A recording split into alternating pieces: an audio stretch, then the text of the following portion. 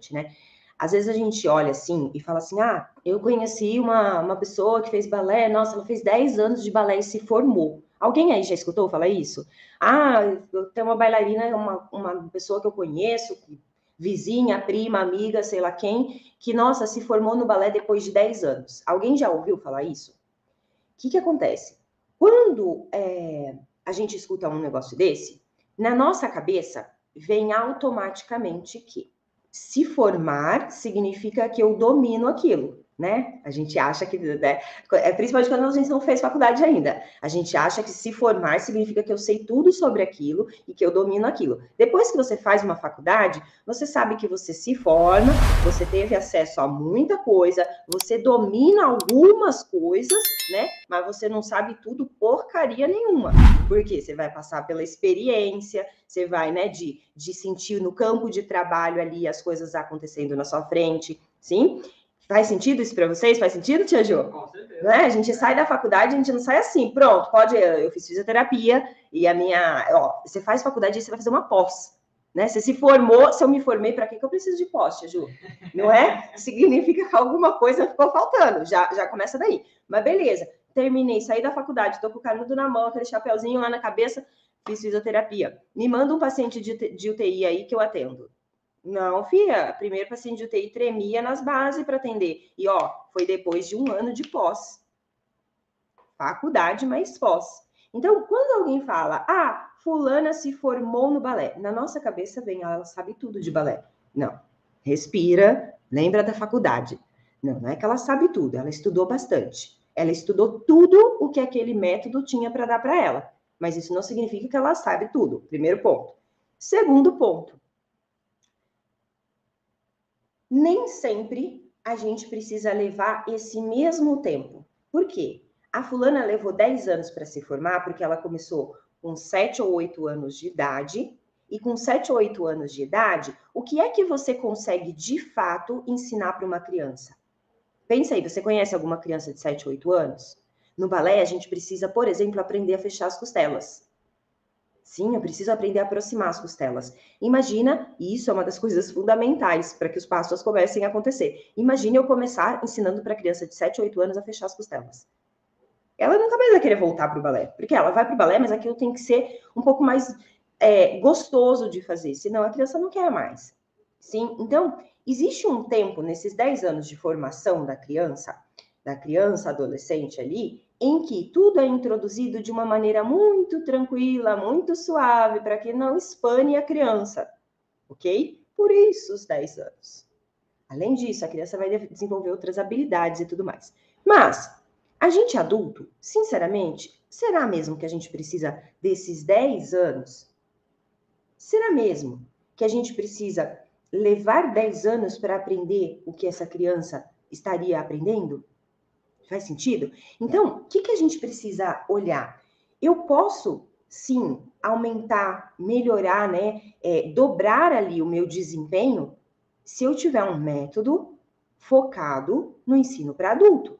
Eu não vou pegar o método X, que foi desenvolvido para criança, e distribuiu tudo que ela ia aprendendo em torno de 10 anos e ir aplicando essas aulas para os alunos adultos. Eu vou levar 10 anos com os adultos também. Mas, se a gente entender o que é que o adulto precisa aprender, isso, e dividir isso em menos tempo, ele vai ter ali o que ele precisa aprender, e aí ele vai se desenvolver. Então, primeiro ponto, não se assuste com a palavra, nossa, o balé é difícil, precisa de 10 anos para se formar. Cara, isso não tem mais nada a ver com você, porque agora você é adulto, ok? Você é uma adulta, então isso não tem mais nada a ver com você. Quanto tempo leva para uma pessoa adulta aprender balé ao ponto de dançar, colocando a sua graciosidade, de dançar mostrando que sabe o que está fazendo, que está com segurança? Aqui no meu mundo, a gente consegue fazer isso em menos de 3 meses. E por que a gente consegue fazer isso em menos de 3 meses? Vamos entender isso? Olha só. Você imagina assim, eu vou começar a fazer balé e eu vou lá e me matriculo numa escola e eu começo a fazer 2 aulas na semana. 1 aula na semana.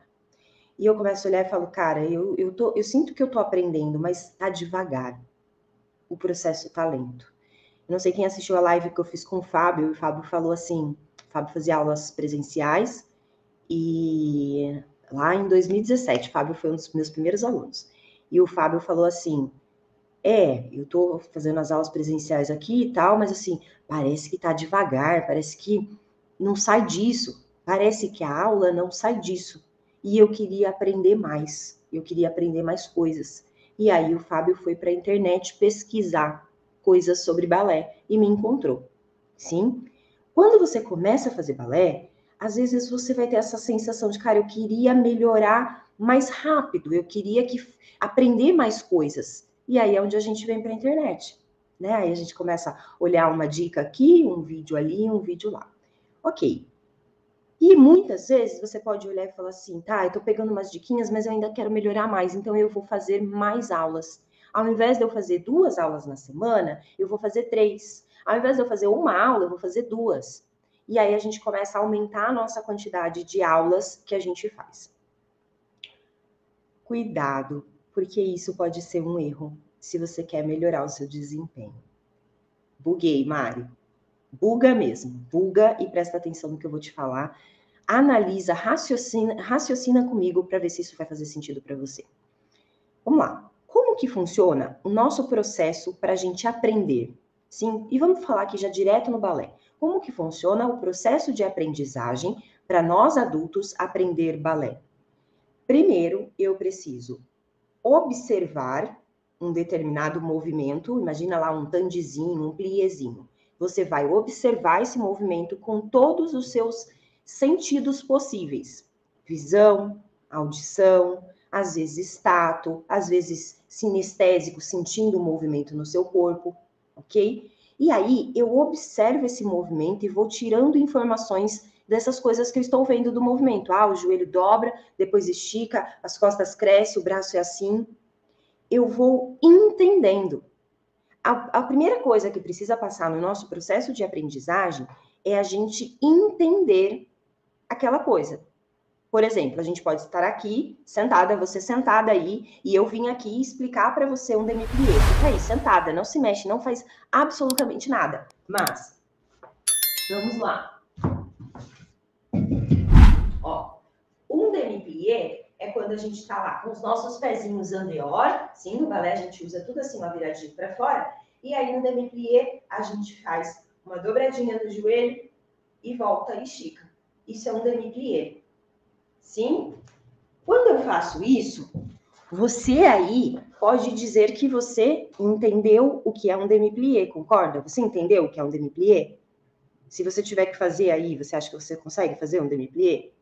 Provavelmente sim, é só fazer isso e voltar. Beleza.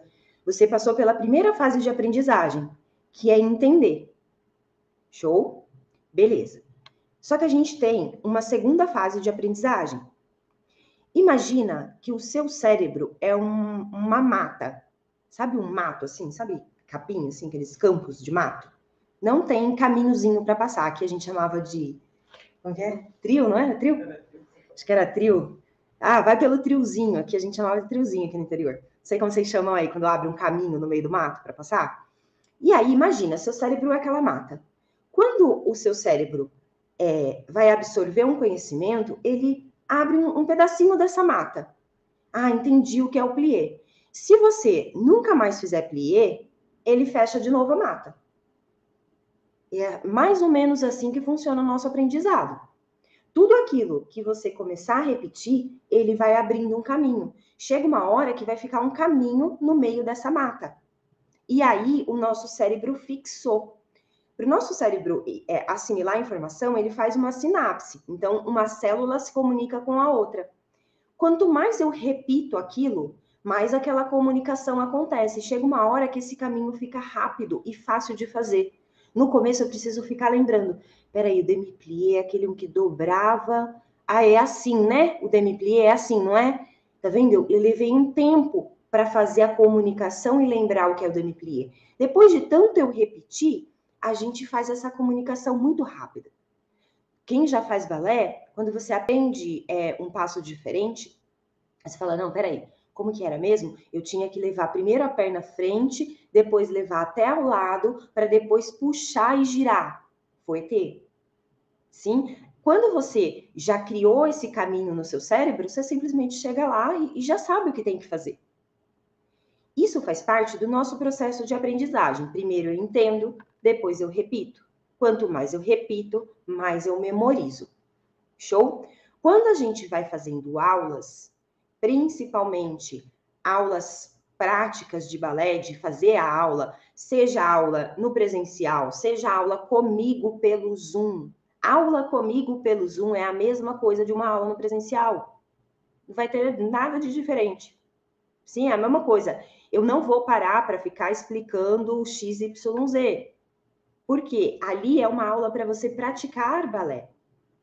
Eu estou indo para repetição, para repetição, para repetição. Agora, existe um processo para eu entender o movimento. Será que só aquilo ali que eu mostrei para você realmente é o demi-plié? Será que só com aquela informação você realmente vai ficar repetindo o demi-plié da maneira certa? Você vai criar essa trilhazinha, esse trio no meio do mato ali, certinho? Ou será que se a gente tiver mais informações sobre esse movimento, eu não vou conseguir entender melhor e desenhar um caminho certeiro?